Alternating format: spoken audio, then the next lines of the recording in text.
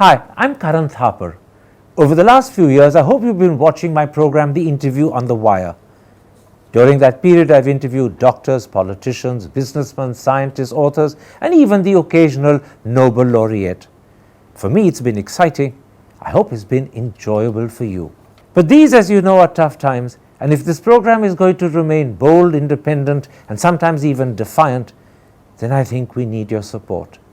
At the end of the day, it's a truism, but editorial independence is best defended by the viewers. So if you would like this program to remain the way it is, forthright, outspoken, and interesting, then would you consider supporting us? All you have to do is to click on the description at the bottom. But more than anything else, I hope you will continue to watch the interview. Your viewership means an awful lot to me.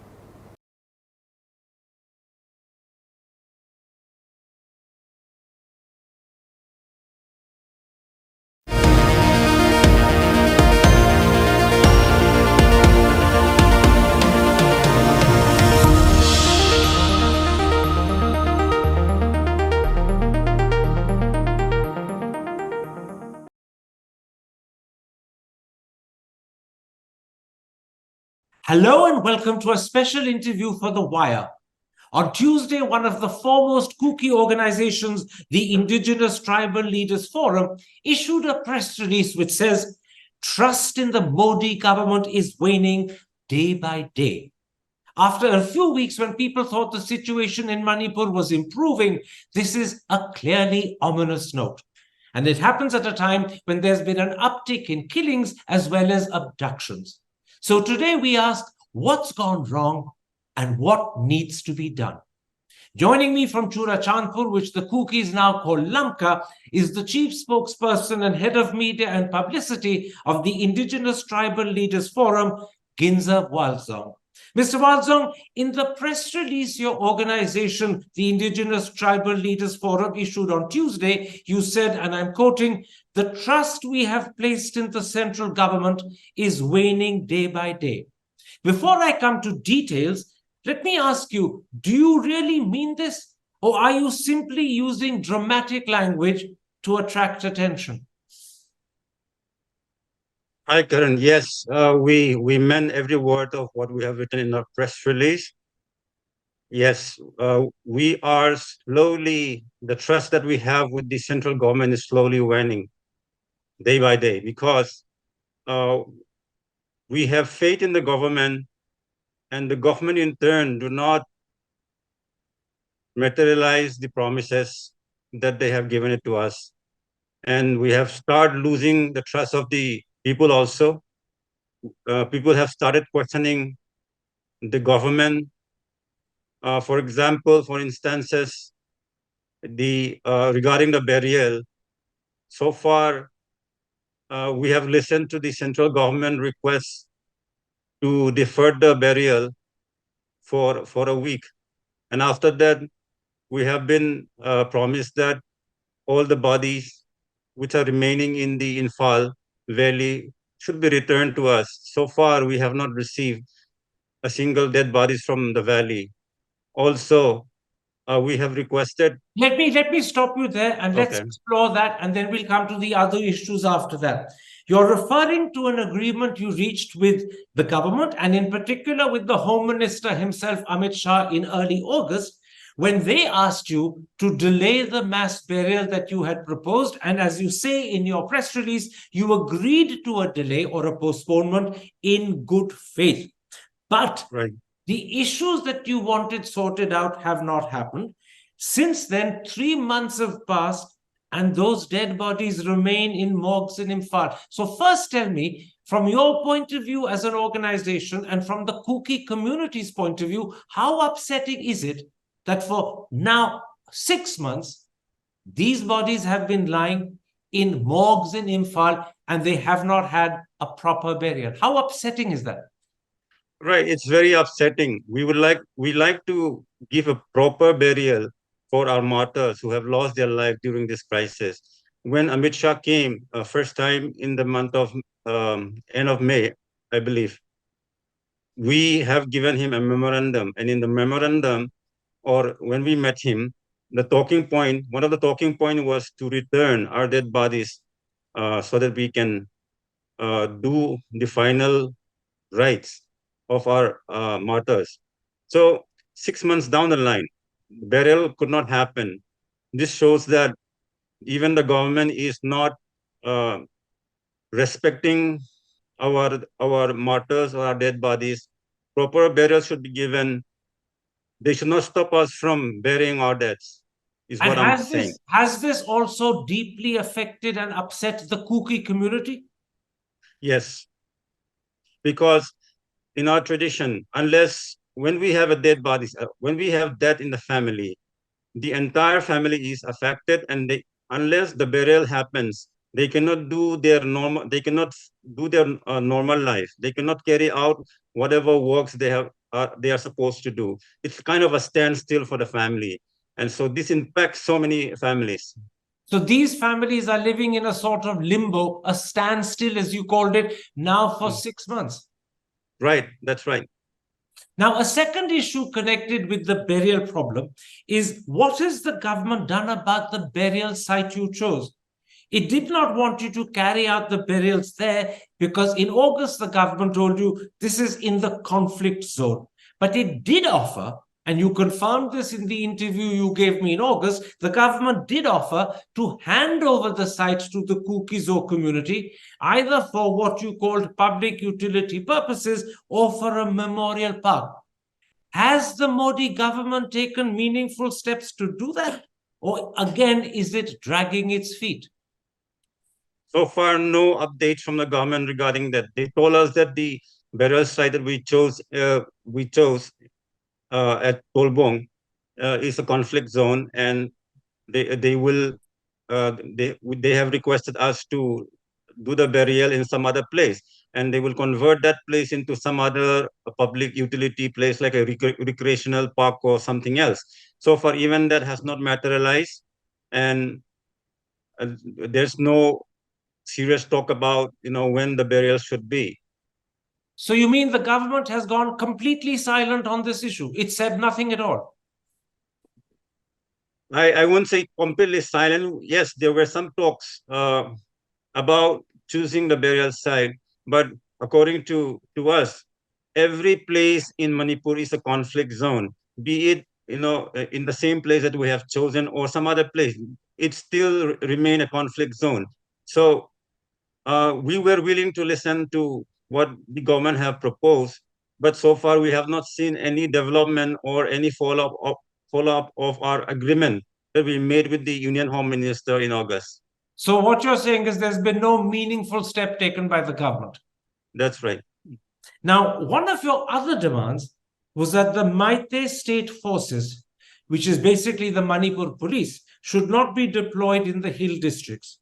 The Home Minister, when he met you in August, did not accept this demand, but he did agree that state forces would not be deployed independently, but only in conjunction with central forces. Your press release of Tuesday says this has not happened. Can you, for the sake of the audience, give me one or two examples where it did not happen? That's right. When we met the Union Home Minister Amit Shah last in August, one of our demand was to remove the Métis state forces from all the hill areas, but the Union Home Minister disregard our request and assure us that the state forces will not act independently and will be accompanied or directed, will go in the direction of these central forces. That means they will not act independently, but under the guidance or supervision of the central forces. But this agreement was broken this time in Moray because recently, when the state forces enter Moray town, which is the hill area, they plundered, they looted, and burned the houses of the Kuki people. So the state commandos were acting independently, and I don't think they act under the guidance of the central force. If they are acting under the guidance of the central force, that means the government idea of operation is totally against what we agreed. So you're saying two things. First, you're saying that the government has not kept its commitment, that Manipuri Meitei forces, which is the Manipur police, will only enter the hill areas in conjunction with the central police. That hasn't happened in More. The Manipur police were there on their own without the central police being with them. And the second thing you're saying is that in More, the Manipur police looted and raided Kuki tribal homes. That's right. There are many houses burned in particularly at Sanam, and properties. They enter the house of the Kukizo. They destroy the properties, vehicles, and also looted money from the innocent civilians. Now, another of your demands was that tribals in Imphal jails should be moved to other jails outside Manipur for safety. If I recall correctly, what you told me in the interview you gave me in August, you said at that time the Home Minister had said that because there was no trouble or violence of any sort in any jail in Manipur, the government would not act on this. But the Home Minister also assured you that he would be happy to act if there was trouble in the future. In August, you told me that you had accepted this. Is that still your position? Or today, 3 months later, does your organization feel this is something that must happen? Those hill tribals must be moved out of Imphal jails. Right. In this regard, there are some development, I would say, because the last time that we met with the joint director of IB, who came to our town, Lamka, we talk about the prisoners, the jail inmates of the tribal jail inmates, which are in Imphal. So we talk about releasing some of the inmates whose crime are minor. So I think that part has been materialized. Some of the inmates whose crime are considered to be minor have been released, but not all of them. So there are still many of the tribal inmates are still in Imphal jail. So the demand is not complete. It is just some part of or some section of the uh, agreement was acted upon. But here there has been action by the government, and the action taken, even if it's not complete and even if it's not sufficient, is at least the sort of action you want. Some inmates of jails from the tribal hill districts who are guilty of minor crimes have been released and have gone back to the hill districts. Here, at least the government has done something. That's right. That's right. They have done something, but not completely. Now, your press release of Tuesday also mentions another issue which didn't exist in August when you and I did that interview. This time in the press release, you accused the Biren Singh government of responding differently when a tribal police officer is killed by a Meitei sniper, and quite differently when a Meitei police officer is allegedly killed by a Kuki Zo civilian in More. And if I understand correctly, a similar sort of dispute also occurred in September when a Meitei couple was said to have been killed, and a special CBI team was flown from Delhi to investigate that specific incident, whereas nothing like that was the response when equally gruesome atrocities had been committed against Kukis. And so here, if I understand correctly, you're accusing the Biren Singh government of blatantly taking sides, of acting in one way when the atrocities are committed against the Meitei, and in a different way when the atrocities are committed against the Kuki. Am I right? That's right. That's why we call it selective injustice. Because in the case of the sniper, in the past month, one sub-inspector of Kukizo, whose name is On Kumang, has been killed by a Meitei sniper. And he was awarded, or the family was promised, I think, ex gratia of 10 lakhs. And when we spoke to the family, they have not received any single money from the government regarding this. On contrary, in More, one Meitei police officer, SDPO, Chandan Singh, was killed by another sniper. So when that happened, the Chief Minister, Biren, tweeted in the social media accusing, condemning the act and promised 50 lakhs ex gratia to the Meitei police officer. So that is the differences, the selective injustice, I would say. When SI on Kumang Haukip was killed, Chief Minister Biren was silent. No ex gratia was announced publicly, and that was also 10 lakhs when we inquired. But when a Meitei police officer was killed, the chief minister tweeted on social media, condemned the act, and given him 50 lakhs ex gratia. What you call selective justice is, I presume, an issue that actually deeply upsets the community. How upset are Kuki people by these different standards of justice? That's right. Before I get to that, I would like to talk about the selective injustice, which was, for example, recently, two Meitei youths went missing, and till now the bodies were not found. So CBI act on this, take up this case right away. They act swiftly, and they have caught or remanded some of the accused people who are involved in this. So we have from the Kukis outside, we have so many gruesome killings, like, for example, David Thik, who have been beheaded by the Meitei people. We also have cases of Ton Singh and his mother who were burned alive inside an ambulance. We also have cases of two Kukizao girls raped and killed in a car wash in Imphal. So there are many such cases, but the CBI or the government did not investigate on those. But when these two youth went missing, the CBI is flown in and catch, the culprit or the alleged culprit. So I would call this is a selective injustice. And has this upset the Kuki people very deeply?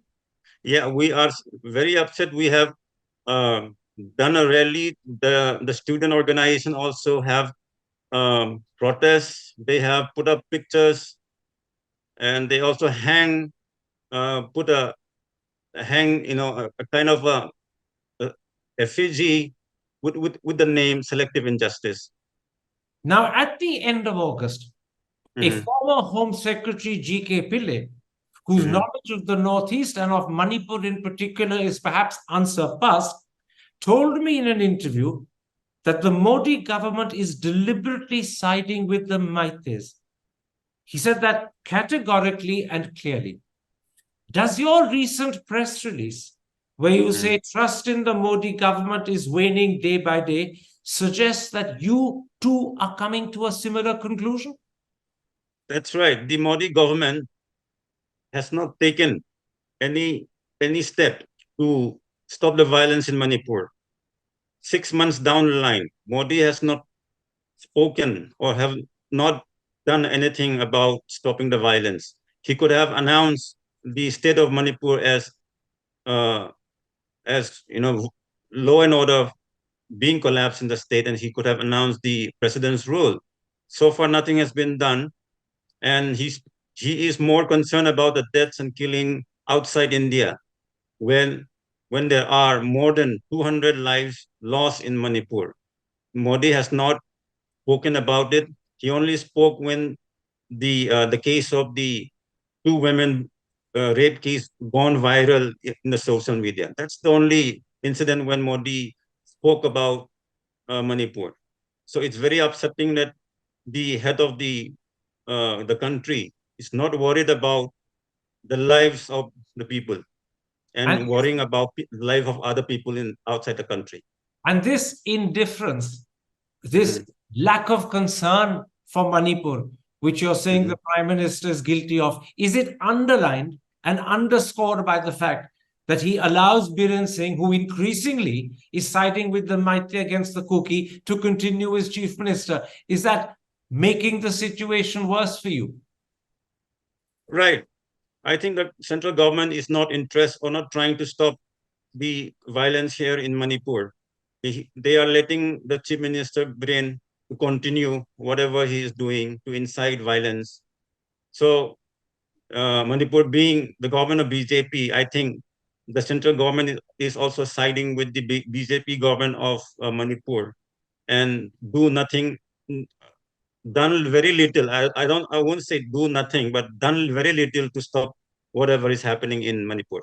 For the sake of the audience, I'll point out that in the interview that he gave me right at the end of August, Mr. G.K. Pillai, the former Home Secretary, explained that the reason why Biren Singh hasn't been removed and the reason why Mr. Pillai thought he won't be removed is because he's Maite and because his continuation as Chief Minister, the Modi government thinks will consolidate Maite support behind the Modi government and behind the BJP. I'm simply saying that for the sake of the audience, because that was the explanation Mr. Pillai gave me in that interview at the end of August. Let me now come to an issue beyond the issues that we've discussed.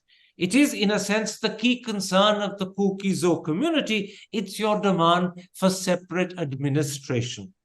In August, around the time you and I did that interview, both your organization, the ITLF, and the Maite organization, Kokomi, had separately held discussions with the government. Tell me, since there, where do things stand? Has there been progress or are the discussions stalled? What I heard is our SO group, the SU group, have submitted their demands to the interlocutor, A.K. Misra, and A.K. Misra, Mr. A.K. Misra in turn submit our demands to the government. So I believe the ball is in the court of the central government, whether they would like to consider our demand or not. But the ball has been in the court of the central government since August. 3 months have passed.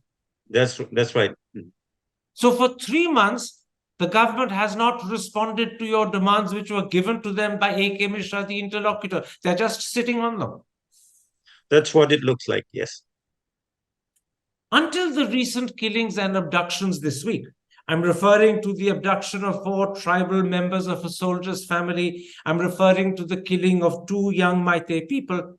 Until that happened this week, the situation in Manipur from the outside seemed to have calmed down, some would say pretty considerably. Do you think the Modi government, as a result, has deliberately slowed down the discussions because they're hoping that maybe the situation will resolve itself automatically? Is that the reason why they're dragging their feet? Yeah, that could be the reason. They must have been waiting us to mellow down and probably, if there are no violence, I think they're kind of avoiding to talk about the political demand that we gave it to them. So considering the state is moving toward peace, but I don't think we will be able to reconcile with the Meitei community because so many life has been lost. If the government try to bring us together again, I think they will make a mistake. So I feel that the quicker the government give us solutions for our political demand, the quicker peace will come. Now, we're recording this interview late Wednesday evening. It will be put up on the Wire's website on Thursday morning. And on Thursday morning, I believe, the IB director as well as the interlocutor, A.K. Mishra, are coming to Imphal. What are you hoping they will say and do in response to your press release? I have communicate with the IB joint director regarding the action, the activities of the state forces, which went against the agreement that we had last in August. And he is aware of that. I told him that the central government has broken the promises or the agreement that we made with the Union Home Minister, and they need to look into it. And he told me that they will look into the cases. So maybe tomorrow when we meet, we can discuss more in details on regarding that. And also, since A.K. Mishra will be coming, we can also talk about the political demands, the status of the political demand also. Tell me something, Mr. Walzong.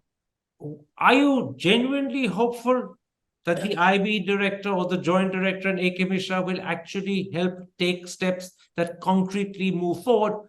Or will they simply lend an attentive, polite ear, but once again go back and the situation will continue in Delhi as it's been for 3 months? So are you really hopeful, or is this just an attempt to give you a little peace of mind without doing anything more? Well, we always have our faith in the government. We have But you don't at already, the moment. As your press release says, trust in the government is waning day by day. That's why I ask you. right. It's waning day by day, but we have not lose faith in the government. We have faith that they will give a solution to our political demands. That's because without hope, we cannot go on. So can I put it like this? Mhm. In a situation where trust is waning day by day, if you still have hope in the government, isn't that a bit like hoping against hope? That's right. Like I said, without hope, we cannot go on. So once we lose hope, everything will be finished. So we still have a flicker of hope with the central government, and I pray now that the central government should look into our issues and come up with a solution for us as soon as possible. Mr. Walzong, thank you very much for the time you've given me, and thank you very much for explaining the background behind the press release you issued on Tuesday, where you categorically say trust in the Modi government is waning day by day. But you still have, as you say, a flicker of hope, and you pray the central government will listen and heed what you want. Thank you very much indeed. Thank you. Hi, I'm Karan Thapar. Over the last few years, I hope you've been watching my program, The Interview on the Wire. During that period, I've interviewed doctors, politicians, businessmen, scientists, authors, and even the occasional Nobel laureate. For me, it's been exciting. I hope it's been enjoyable for you. But these, as you know, are tough times, and if this program is going to remain bold, independent, and sometimes even defiant, then I think we need your support. At the end of the day, it's a truism, but editorial independence is best defended by the viewers. So if you would like this program to remain the way it is, forthright, outspoken, and interesting, then would you consider supporting us? All you have to do is to click on the description at the bottom. But more than anything else, I hope you will continue to watch The Interview. Your viewership means an awful lot to me.